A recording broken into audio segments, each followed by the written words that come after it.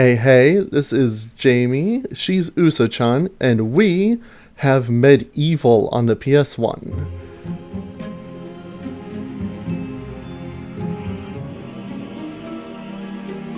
In a time long ago, there lived in the kingdom of Gallowmere a sorcerer named Zarok.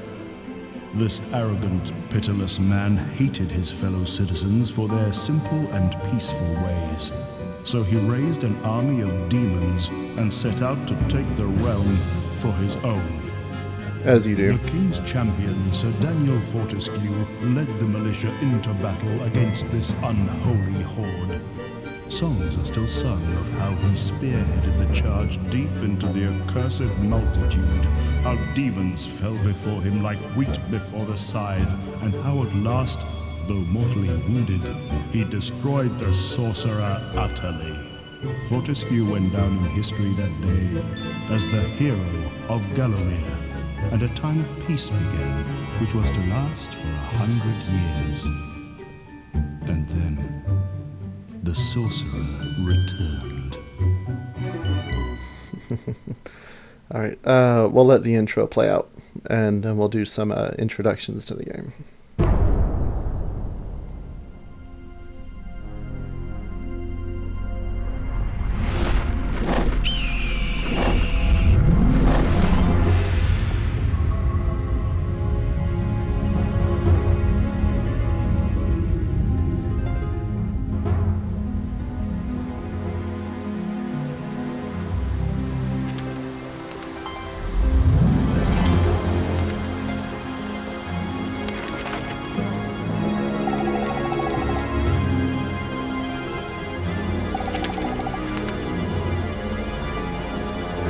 I do like the sound of a spell called the Evernight. Just gotta say that. I mean, if you're gonna have a dark magic, it may as well have a totally badass name.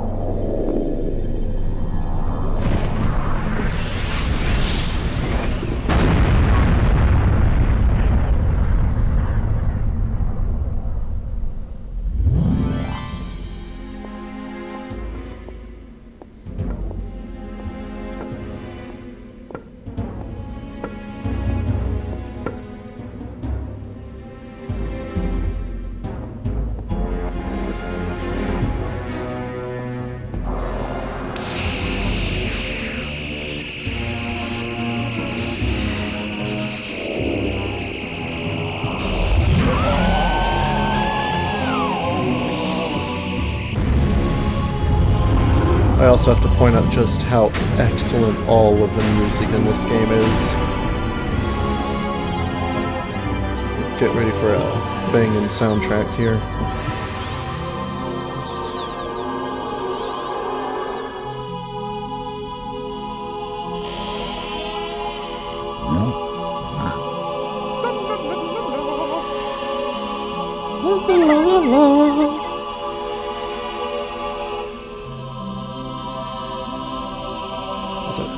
Zarok trailing his green trail of I don't even know, like goo, slime. It looks sticky.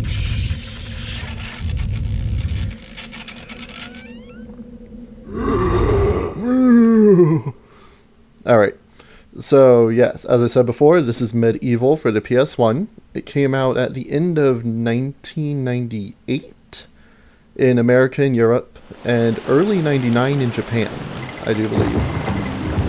This was one of the earliest games I had for the PS1. It actually came, it was on the demo disc that came with my system along with Spyro, which we also got. So yes, I've been playing this game for quite a while. You would imagine I'm good at it. It's been a little bit since I played it. Why am I playing the PS1 version instead of the PS4 remake? Nostalgia.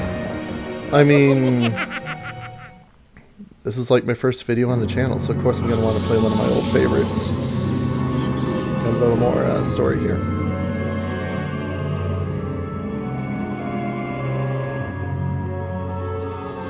Nostalgia always wins. Remember that.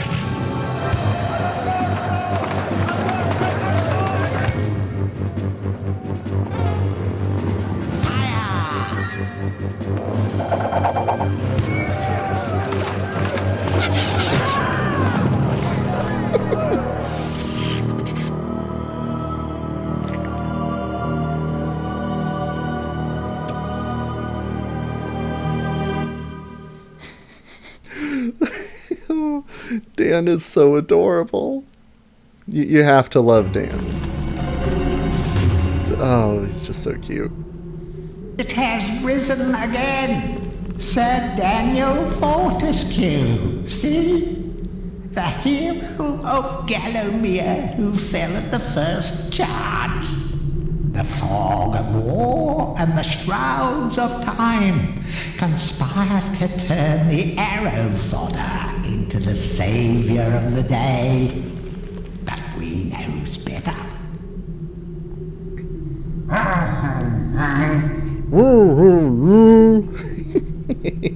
Let it alone. Fate has given it a second chance. A chance to forget the ignoble truth.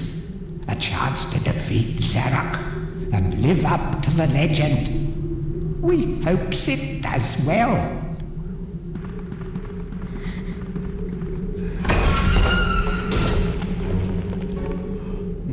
You know, I honestly just remember. Give me 1 second.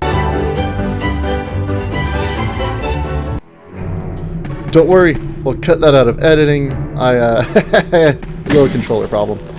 You know what isn't a problem is the sword. So,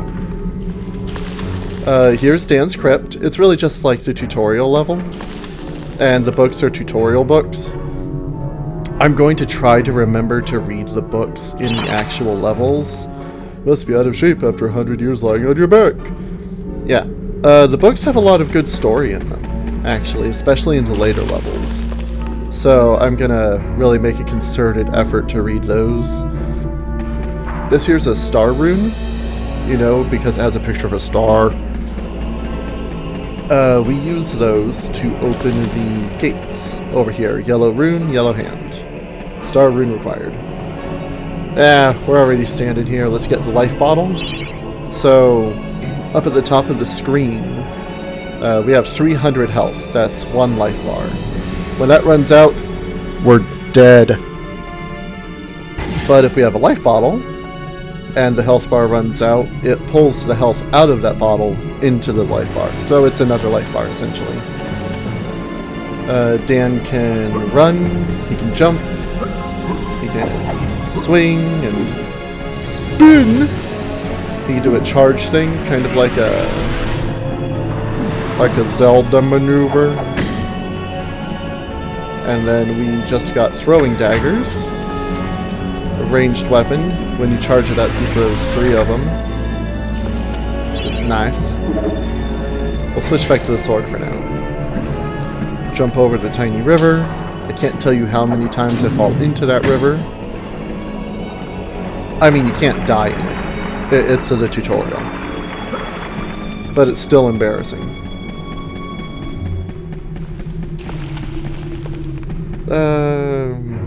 We'll actually be back for this. Don't worry about that too much. For now, we're just gonna pop out of the crypt. There really isn't much to do here.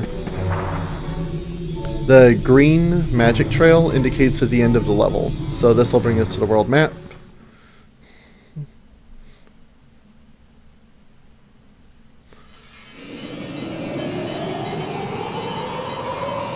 Alright. Interestingly, yeah, the map has a fog of war effect, so it doesn't show you areas that you can't go to yet, but you don't have free camera control anyway. You'll notice in the top right corner it's a picture of the cup. That's the chalice. It's our collectible in the level. And I'll talk about it a bit more as we go into the graveyard.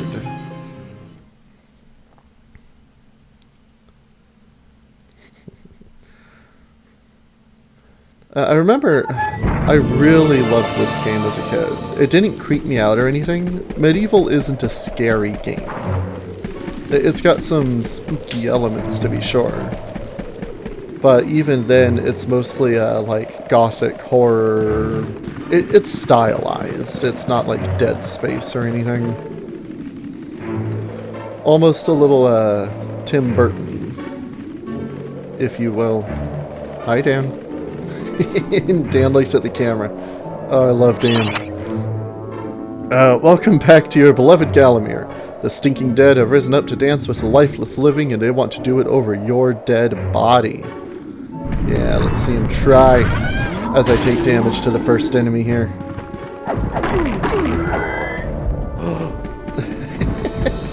Hey, I didn't! That's a bit of a surprise for me, too. Here's the thing we saw in the opening that the camera is zoomed down into, so presumably Dan's crypt is like just below this. I know, it's always hard to tell on the world map. Oh, no, move the camera!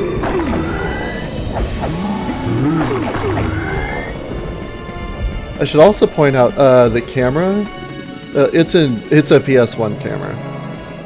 Medieval came out, I want to say, just before DualShock. So the camera is L2 and R2, and it behaves like it's L2 and R2. It doesn't have the active style camera like Spyro did. So if you run over here, it'll follow Dan. It'll try to rotate for good things. But if you see the little thing pop up in the corner there that says you can't rotate the camera, that's just me trying to get a better shot and the game not knowing when it can and can't rotate. You can also do first person. Sometimes. Sometimes. Now that I'm done talking about cameras, you notice when I kill the enemies, the pink souls come out, and the chalice number goes up to 30%. When zombies got you down, you gotta step into the healing fountain of rejuvenation. It's just a free heal, and it runs out after a certain...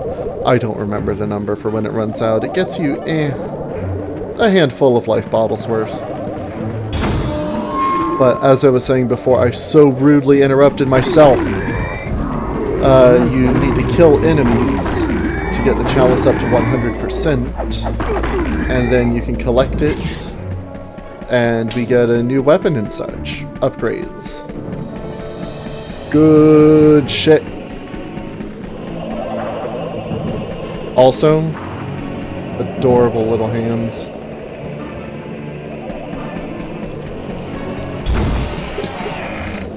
Chaos are in here.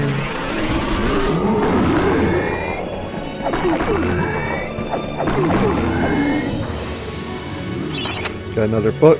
Remember, nothing remains hidden under the gaze of an angel. Medieval has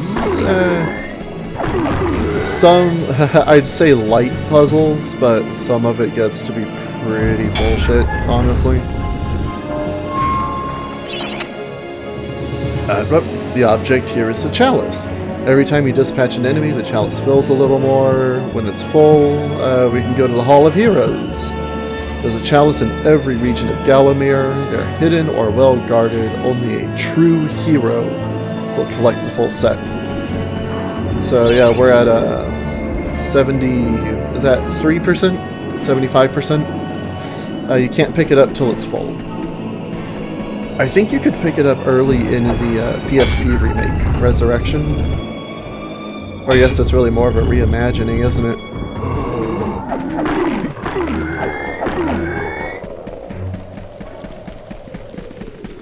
But yeah, you want to get all of the chalices, not only for all the upgrades and all the weapons, but it's also the way to get the best ending. Well, ending? The epilogue, really. I mean, you want a good end for our best boy Dan here, don't we?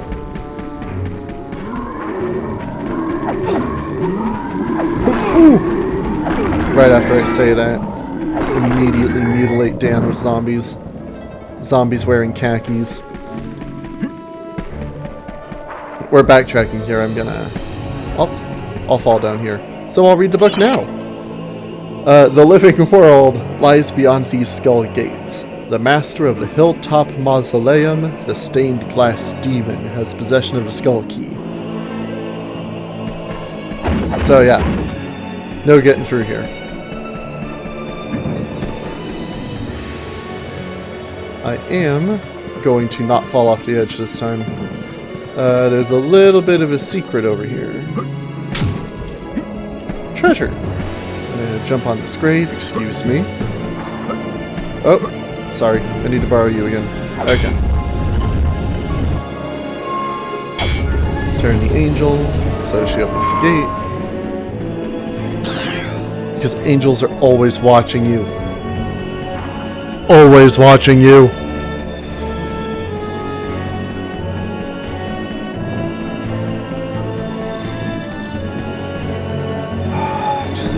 Soundtrack.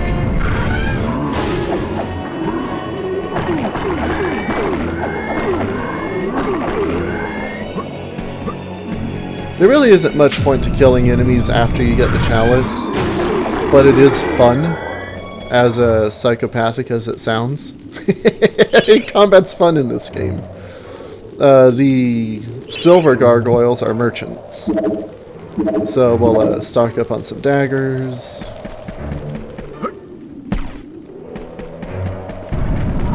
Yeah, Dan does a little, like, kneeling recovery thing if you jump a little too far. There is fall damage, and you can just be straight up killed by falling.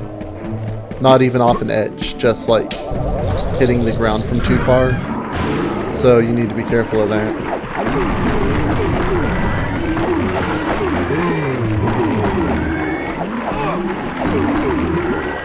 Sorry, Dan. Copper shield. I didn't really mention it before. So, the number beneath the shield in the top left there is its durability.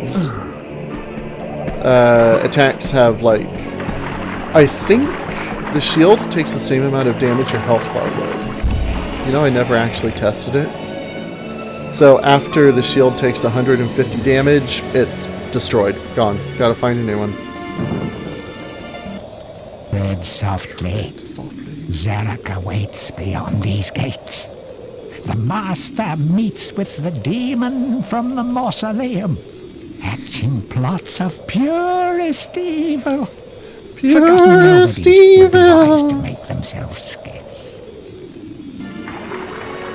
Purest evil.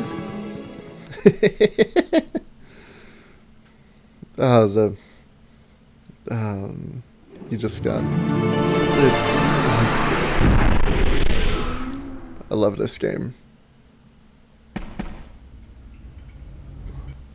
Welcome to the Hall of Heroes, where the bravest warriors from history spend eternity, feasting, singing, and arm wrestling.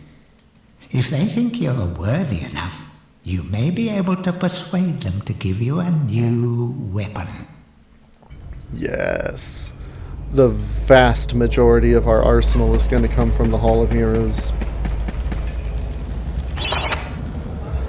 To pay homage to the heroes, stand in front of their designated statues and await spiritual guidance. Right, so you notice we got all these statues of these heroes here, and they've got a little chalice marker on them, so... Well, it's not going to work for this dude. We have to find one that's glowing, and then we stand on his little marker. So we got this lad here. Let's talk to him. Captain Fortesque, it's me, Canny Tim. Does the battle go well? How I wish I could fight at your side again, sir. But hold, you could take my crossbow. It's got rapid fire and you can ricochet the darts off walls to shoot around corners. I used it at the Battle of Gallowmere. After you were slain, I shot Zarok's champion, Lord Kardok. A clean kill through the eye at some 1,000 yards. Remember that name, Lord Kardok. It'll be on the test later. Not that there's anything clever about shooting someone in the eye, sir. Oh, Oh!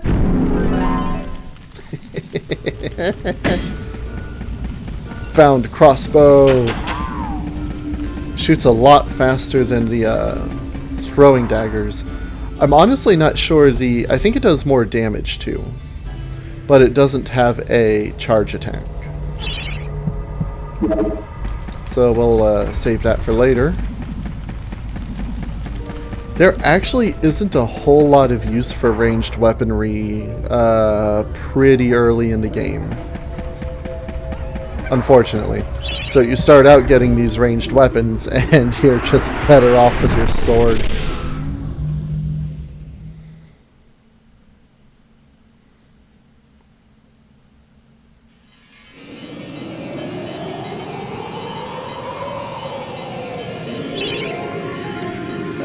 We're not going to worry about that now. It prompts you every time you finish a new level. We'll move on to Cemetery Hill. Headed up to the mausoleum.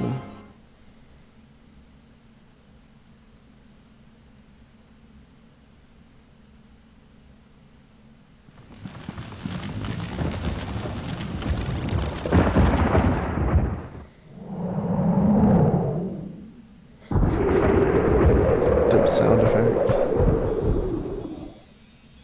So, even from the shackles of death, my old enemy pursues me. You're too late, Fortesque. Already my army has risen from the grave. You will never leave this necropolis. Dude, necropolis is such a cool word. I need to use it more.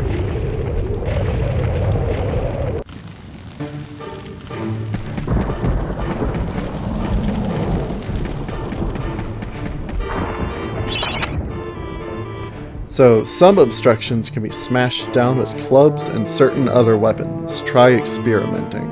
Okay.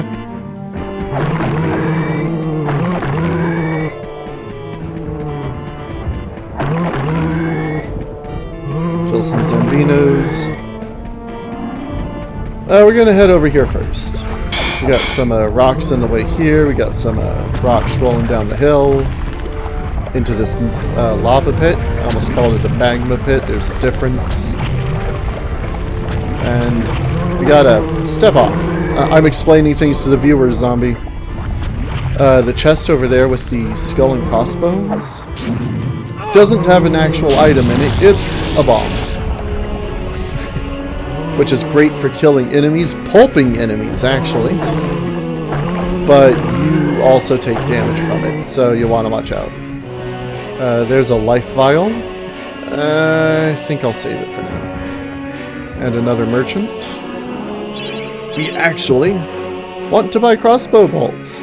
They don't give us a full set there, which is ridiculous. Well, like the book said, certain objects destroy obstructions, and the sword obviously isn't one of them. Yeah, let's poke around a little more.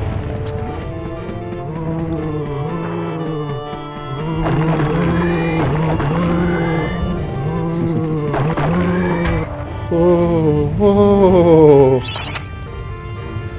Of great archaeological interest, destroy the boulder and plunder the valuable treasures within. Well, you don't want to plunder them, they probably belong in a museum. Here's another boulder, we can't get in there, but we do get money, that's pretty nice.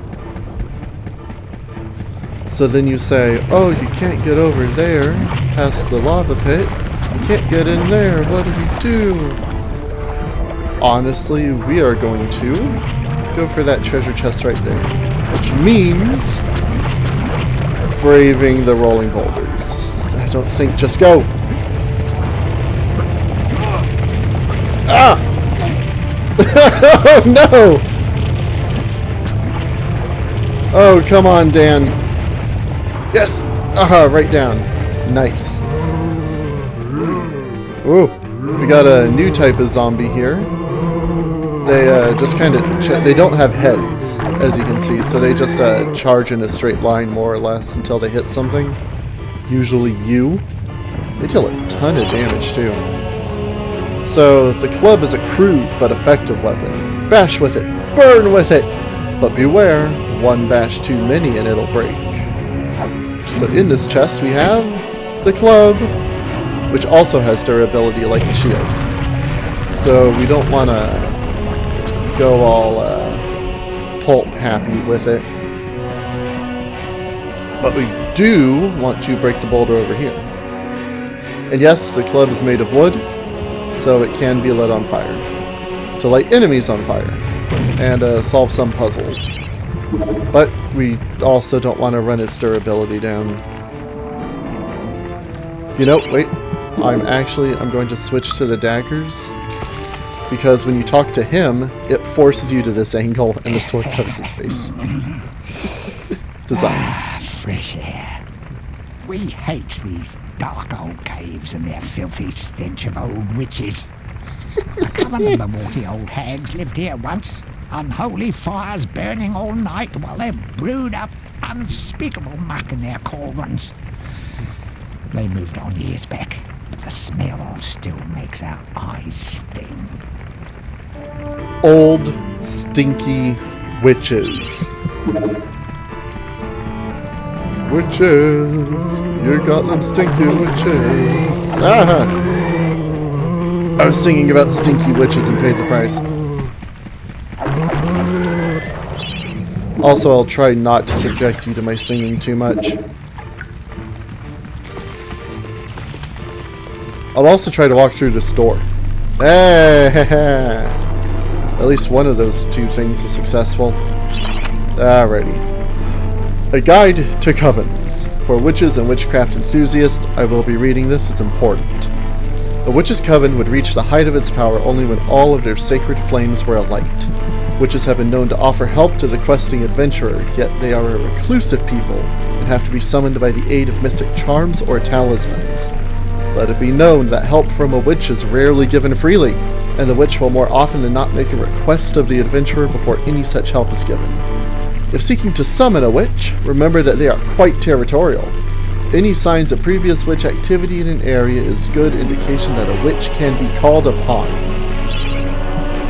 So if we want to summon witches, we have to look for where they congregate, and we have to have some means of summoning them, a charm or talisman of sort. I also have to light this damn club! I didn't mean to push that.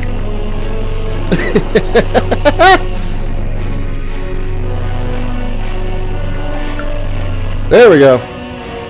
Take 3. Come up here. I never really thought about who put these zombies into cages, because it's not like they're graves. I spent so long talking about that, my fire went out. Now I have to not be able to run through that door, and... oh, see, first try on both of them. Fantastic. Let's just light the thing here. Early baby puzzle.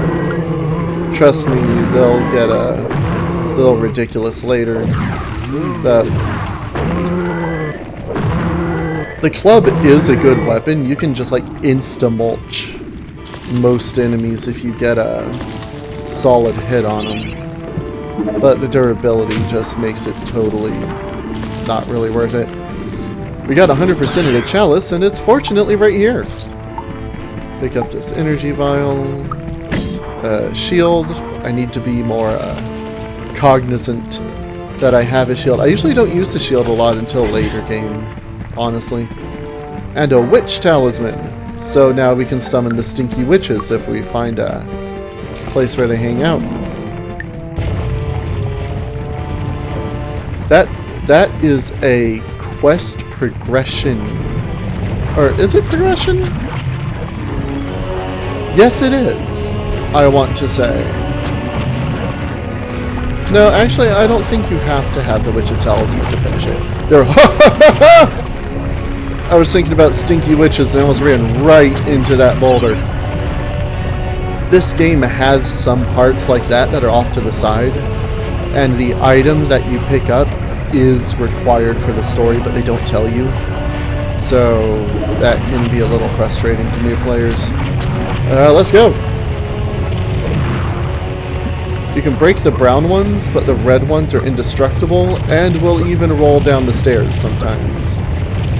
Alone or in pairs. Damn it! Why did I try to do that? Ah!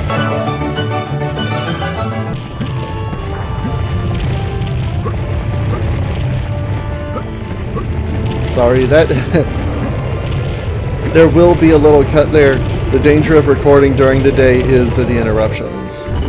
Fantastic. We have failed the Master. We give our lives.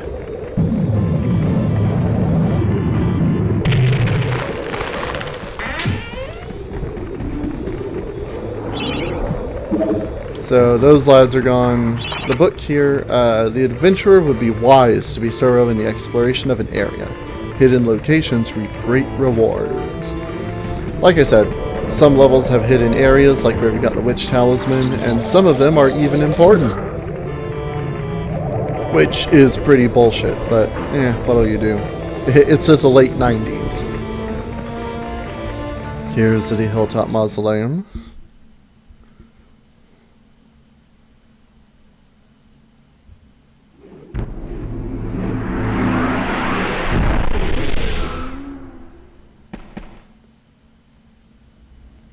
Back from the battle so soon? Yeah. It must think it is a hero by now. But only a true hero is worthy of a place in the Hall of Heroes. See the ghostly statue of your fraudster self? When it has turned solid, a true hero you will be. So, I didn't talk about it last time we were here because I wanted the gargoyle to bring it up. Over here in the corner, there's this translucent statue of Dan. The more chalices we collect, the more solid he'll become. And when we get them all, it'll be a solid statue, and, well, Dan's a true hero. That's what we're working for. You'll also notice that old Canny Tim here is glowing yellow now instead of green. Green means it's the first encounter, and they have a weapon for you. Yellow is miscellaneous. Hurrah! I knew it would take more than an army of the evil dead to throw your strider. I've something that may help you on your quest, Captain. I give it to you freely, though I have no idea what it is. Yeah, why the hell not? And it's a life bottle. Sometimes you get really good stuff like life bottles. Sometimes you get gold. And sometimes you get energy vials, which doesn't really help all that much. It's a bit of a crapshoot. We're not allowed upstairs yet. You have to get more chalices for that, which is all that book says. So, we're actually done here. I'm gonna leave the Hall of Heroes, pop back to the world map. And I think we're actually going to call this episode here.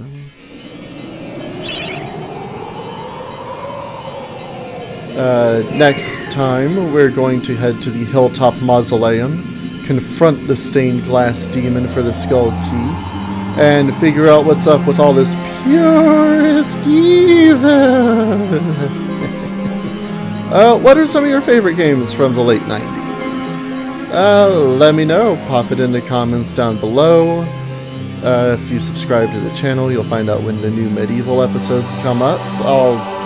I'm trying to post weekly, you know, school and all, but they will come. Alright, I'll see you all next time. Take care, guys.